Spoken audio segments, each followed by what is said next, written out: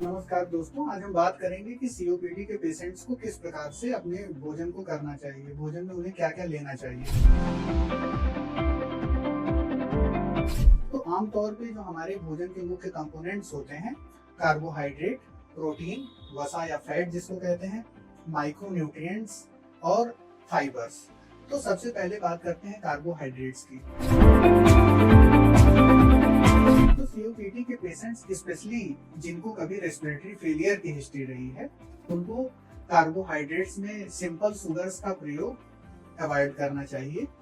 Carbohydrate भोजन के बहुत मुख्य अंग होते हैं, तो उसमें कॉम्प्लेक्स कार्बोहाइड्रेट जैसे कि गेहूं, चावल, अनाज, इस तरह की चीजों का सेवन करना चाहिए।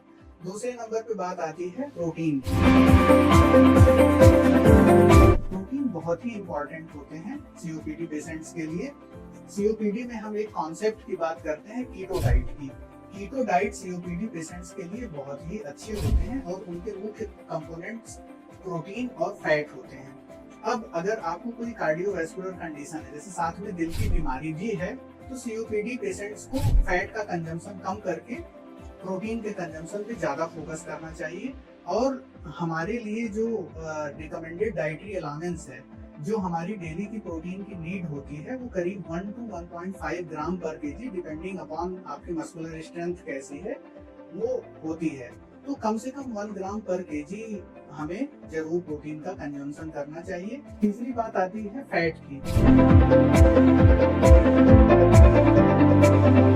फैट, जैसा कि मैंने पहले भी बताया, अगर आपको कार्डियोवैस्कुलर कंडीशंस हैं, जैसे कभी दिल का दौरा पड़ा है, हार्ट फेलियर है, तो फैट का कंजम्पशन अधिक नहीं करना चाहिए।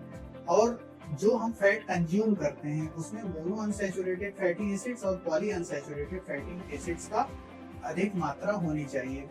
अब हम पहचानेंगे कैसे कि कौन से फैट में किस प्रकार के फैटी एसिड्स हैं। आमतौर पे जो मोनो अनसैचुरेटेड फैटी एसिड्स होते हैं और पॉली अनसैचुरेटेड फैटी एसिड्स होते हैं, वह जिन तेलों में पाए जाते हैं वो तरल अवस्था में पाए जाते हैं। जो तेल जम जाते हैं उसमें सैचुरेटेड फैटी एसिड्स की क्वांटिटी ज्यादा होती है।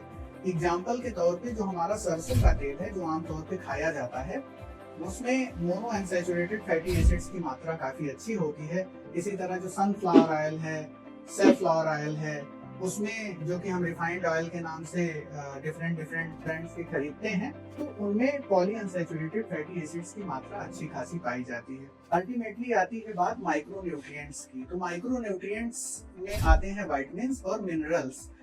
सीओपीडी पेशेंट्स में विटामिन डी डेफिशिएंसी बहुत ही कॉमनली देखी गई है। तो जब भी हम रूटीन टेस्ट के लिए जाएं, अपना विटामिन डी लेवल चेक करते रहें, और अगर वो डेफिशिएंट है तो डेफिनेटली उसका सप्लीमेंट लेना चाहिए।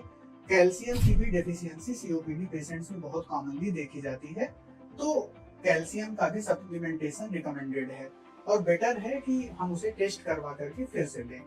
लास्टली फाइबर्स की बात आती है। सीओपीडी पेशेंट्स बहुत ही कॉमनली ये कंप्लेंट करते हैं कि उनको पेट भरा भरा लगता है, ब्लॉटिंग सेंसेशन होता है, पेट कॉन्स्टिपेशन रहता है, पेट नहीं साफ होता है।